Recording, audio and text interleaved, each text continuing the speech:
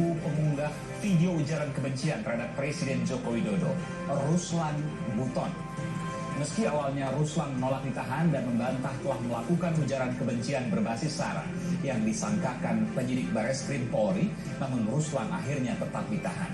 Pantaskah Ruslan Buton ditahan?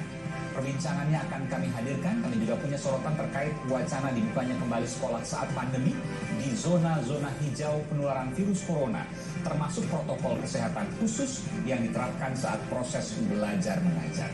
Inilah Sapa Indonesia Malam selengkapnya. Saya Aiman Wicaksono.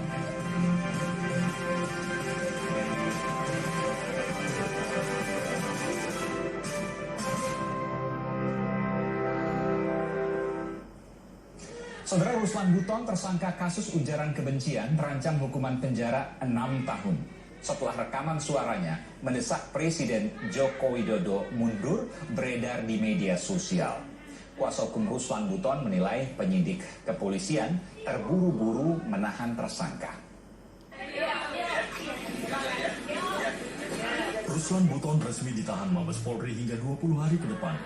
Ruslan terancam hukuman penjara maksimal 6 tahun setelah dijerat pasal berlapis Undang-Undang Nomor 1 Tahun 1946 tentang Peraturan Hukum Pidana dan Undang-Undang Informasi dan Transaksi Elektronik. Tonin Tahta Singarimbun, kuasa hukum Ruslan Buton, langsung mengajukan penangguhan penahanan dan mendesak penyidik segera menghadirkan ahli dalam penyidikan. Penyidik terlalu terburu-buru melakukan penahanan, sementara mengenai material yang disangkakan tersebut belum tentu pidana, kata Tonin yang dikutip dari detik.com. Ruslan ditangkap tim gabungan Bareskrim.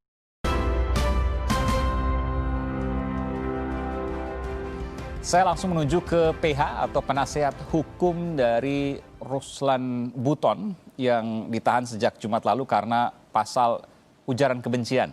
Saya ke Bung Tonin. Bung Tonin, itu disebutkan bahwa rekaman suara yang tadi juga kita dengarkan sama-sama sebagiannya ada sekitar mungkin 12 menitan kalau tidak salah yang disampaikan. Meskipun tadi disampaikan oleh Bung Kiki, oleh Prof Kiki bahwa intinya menyuruh mundur tapi tidak ada alasan yang jelas. Kenapa kesalahannya? Kenapa kemudian mundur? Terlepas dari itu, ia kemudian menyampaikan rekaman suaranya Pak Ruslan Buton ini ke grup percakapan, grup media sosial yang bernama Serdadu Trimatra. Bisa Anda jelaskan, siapakah Serdadu Trimatra ini? Ya, terima kasih Mas Iman. Jadi begini, sebelum saya masuk kepada menjawabnya, perlu saya mundur ke belakang dulu. Jadi kalau semua orang sekarang curiga terhadap apa yang dikatakan oleh saudara Ruslan atau tersangka Ruslan, begitu juga apa ada yang tidak menunggangi dia. Jadi kami juga di pihak tersangka mencurigai juga. Ini penyidik ini siapa yang nunggangin? Maka begitu cepat dilapor tanggal 22 bulan 5. 23 hari Sabtu, 24 hari lebaran pertama, 25 lebaran kedua, 26 ditetapkan sebagai tersangka, SPDP dikeluarkan, gelar perkara di sana. Siapa yang menyuruh begitu cepat? Makanya bisa begitu cepat. Setelah itu 20 hari Rabu kosong, hari Kamis dengan pesawat khusus menjemput saudara Ruslan. Hari Jumat dengan pesawat khusus dibawa lagi ke Jakarta. Berapa biaya yang dikeluarkan negara hanya seorang Ruslan yang tadi kata profesor, kapten, ngomong aja nggak becus. Isinya jadi nggak jelas. Untuk apa negara melakukan itu? Ada apa sebenarnya? Jadi saya harapkan analisanya lebih jauh. Kenapa? Kenapa polisi harus berbuat begitu? Ini kenapa menurut Anda, Bung Tonin? Bekas kapten. Ada apa? Di media mulai hari Jumat. Lah, jadi Ruslan ini pada tahun 2017 sekitar bulan 4 atau bulan 3 dia menangkap 5 TKA Cina.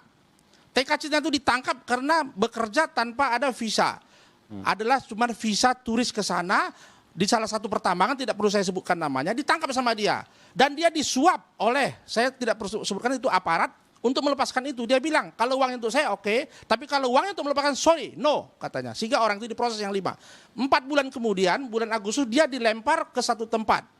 Untuk bertugas di sana dengan 13 orang. Di sana, saya nggak usah sebutkan detailnya, ketemulah dengan LG. LG ini di sana adalah jawara, penjahat, pencuri.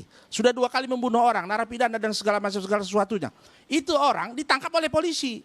Lah, polisi memproses dong seharusnya kalau orang pencuri. Kenapa diserahkan kepada Ruslan? Tahu sendiri kalau seorang pencuri diserahkan kepada tentara apa jadinya? Ya kan? Sehingga orang itu tanggal 15, tanggal 16, 15 datang lagi polisi mau memproses karena mencuri HP di kantor tentara. Emangnya polisi nggak punya kantor? Nah setelah itu tanggal 16 dia ngabur, 16 malam dia datang mau nyerang poskonya si Ruslan. 16 malam. Tanggal 17 ketangkap lagi karena mencuri lagi, diproses. Tunggu sebentar. Jadi Nah, pada waktu proses LG itu almarhum ini makanya- ya, yang sudah meninggal, yang kemudian dipidanakan Ya, pada ya. Ruslan Buton telah membunuh LG ini, Lagode ini ya. Ia menyerang markas tentara. Ruslan tidak pernah membunuh. Ia menyerang markas tentara. Iya, tanggal 16 malam dia dengan Seorang sipil menyerang markas Iya, tentara. tanggal 16 Apakah itu malam kemudian dengan kelewang terjadi panjang. betul?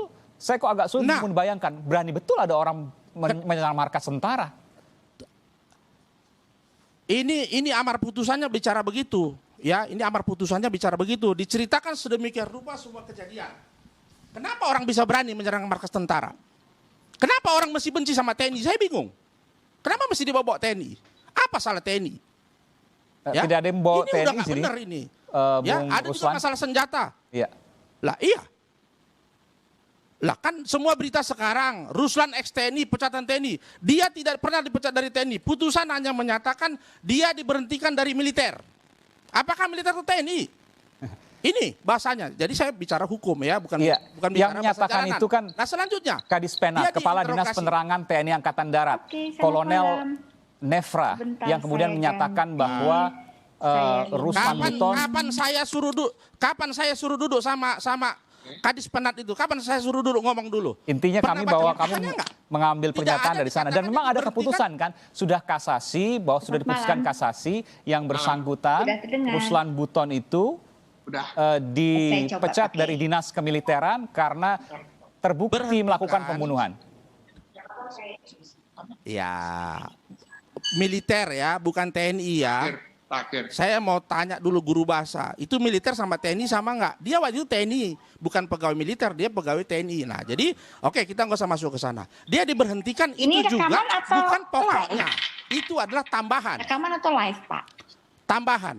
Itu tambahan. Di putusan jelas rekaman. itu adalah Rekaman. tambahan, bukan utama. Utamanya dia satu Ya, tahun bukan. 10 bulan Ini acaranya rekaman atau divonis. live, Pak? Nah, setelah itu agak terganggu suara ini, ada veteran nih. Iya, Nah, iya. setelah itu dia diberhentikan dari TNI.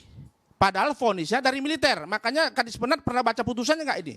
Salah satu hakim dari 3 hakim menyatakan dia menolak ini untuk dilakukan pemberhentian ada. Iya.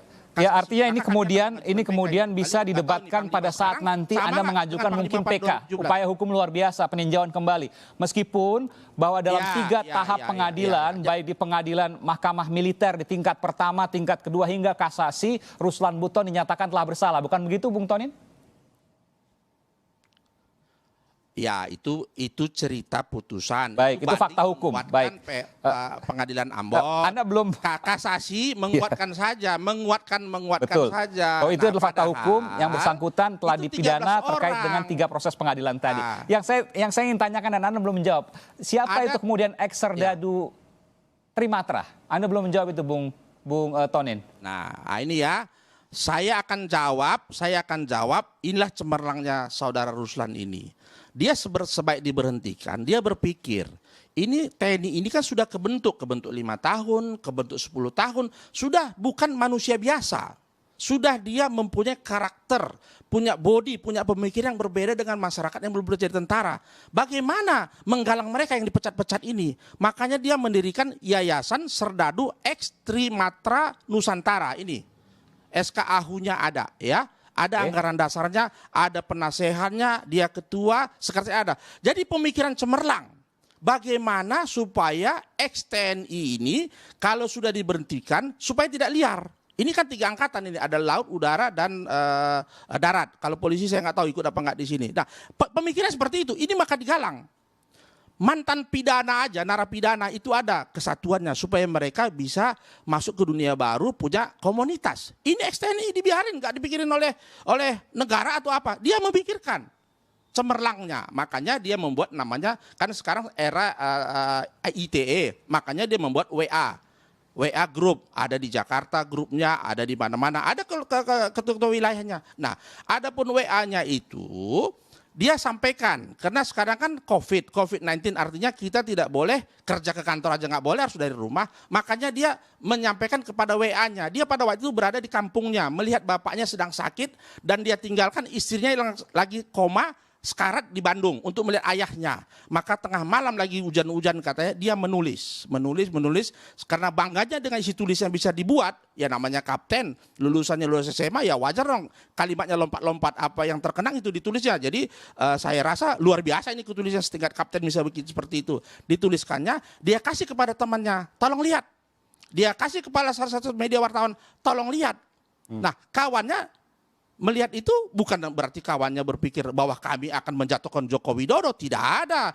Media juga akan seharusnya kan mensensor mana yang layak untuk diberitahu kepada masyarakat, mana yang sesuai dengan etika jurnalistik. Nah, saya nggak tahu yang sampai kepada pelapor itu yang dari jurnalistik atau yang dari teman-temannya di yayasan tadi. Makanya polisi kemarin saya tanya, mana bukti? Mana barang bukti?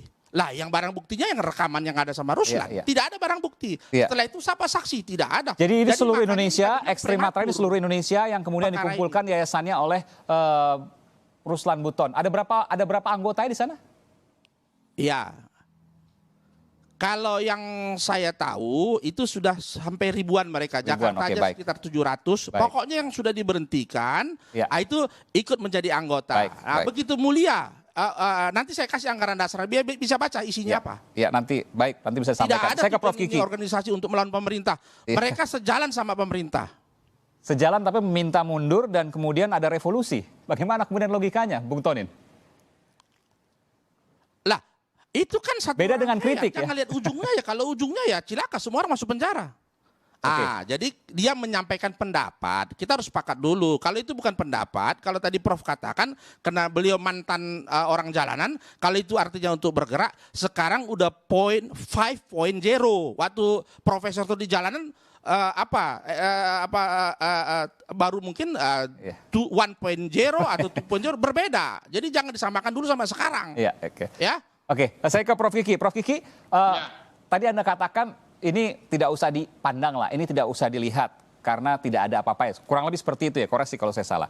Tapi bukankah kemudian ketika ada pelanggaran hukum, apalagi tadi disebutkan ada ratusan misalnya, lalu kemudian melakukan katakanlah ujaran kebencian seperti yang dituduhkan. Tidakkah itu kemudian bisa membahayakan di tengah krisis yang dialami saat ini, pandemi? Ya. Kalau kejadiannya sendiri, tadi ceritanya pengacara itu untuk skenario sinetron aja deh. Tuh. Nah, tapi yang mana nih Prof. Kiki? Yang mana maksudnya? Setuju. Ya, seluruh cerita itu tadi itu kayak sinetron drama Korea itu, drakor. Yang TKA Cina dan lain sebagainya, kemudian ada sipil yang menyerang markas tentara. Iya, semuanya lah. Nah, tapi yang dilakukan polisi adalah ini tindakan preventif, sudah bukan preemptif lagi tapi preventif. Apakah ada jaringan-jaringan atau orang-orang yang terpengaruh oleh statement-statementnya, oleh pernyataan-pernyataannya dan yang lain-lain gitu. Karena apa? Pemerintah ini lagi pusing nangani kayak begini kok diganggu oleh hal-hal yang bernuansa politis saja. Kalau saya bilang politis, ngomong tentang pemakzulan minta presiden mundur itu kan statement politik. Nah, batas antara kebebasan berpendapat dan kewenangan negara untuk mengatur hubungan-hubungan sosial dan menegakkan hukum itu kan sangat tipis. Tergantung kita duduk di mana. Jadi ya gitu aja lah kira-kira. Kalau menurut saya ya kita lihat aja hasilnya polisi mendalaminya apa. Kita tunggu aja proses hukum. Kalau ke pengadilan nanti kan ditonton semua orang. Akan terbuka semuanya nanti. Ya. Iya. Oke. Bung Tonin terakhir, jadi ini akan penahanan terus dilakukan dan mungkin akan terus lanjut ke proses hukum selanjutnya. Anda rencana akan memperadilankan kasus ini? sudah ya. Jadi saya nggak sependapat kalau yang saya ngomongkan ini dibilang sinetron Korea. Berarti merendahkan derajat kami sebagai advokat ya. Jadi kami ini sedang melakukan pembelaan, menyatakan fakta yang sesungguhnya. Kalau memang ini bilang sinetron ya sudah, kapan kita main film? Kan gitu aja pertanyaan saya. Janganlah begitu ya. Saya rasa profesor juga tidak ada saya sepelekan. Jadi jangan sepelekan keterangan saya, ini bicara hukum semua ya, jadi tolong hargain hukum, apalagi jabatannya profesor, artinya janganlah segampang itu. Kita kan dialog masing-masing dengan teori masing-masing, kita tidak sama bidangnya, kalau sama bidangnya silakan mari kita main ya. Jadi sekali lagi ya, jadi bahwa saya akan melakukan upaya hukum. Melakukan upaya hukum sesuai dengan hukum yang ada. Pra-peradilan sudah pasti. Kami sudah meminta untuk dilakukan penangguhan untuk melakukan SP3 terhadap perkara tersebut. Oke, baik. Kami sudah minta hadirkan ahli dulu karena ketentuannya untuk orang jadi tersangka itu dia harus dipanggil dulu. Itu profesor tahu nggak aturan itu kan gitu. Harus dipanggil dulu sebagai calon tersangka. Setelah dia calon tersangka terbukti dua alat buktinya baru jadi tersangka. Jadi kalau nggak tahu jangan bilang ini sinetron Korea lagi. Kayak sinetron Indonesia aja nggak laku. Indonesia lebih laku sinetronnya. Terima kasih Pak Ali. Baik, nanti kita akan tunggu perkembangannya. Baik, terima kasih. Bung Tonin Tahta Singarimbun, penasihat hukum dari Ruslan Buton dan juga Profesor Hermawan Sulistyo, Prof. Kiki, yang merupakan guru besar dari Universitas Bhayangkara Jakarta. Terima kasih telah memberikan informasi terkait dengan kasus yang kemudian banyak diperbincangkan di media saat ini, terutama juga media sosial. Terima kasih Bung Tonin dan Prof. Kiki.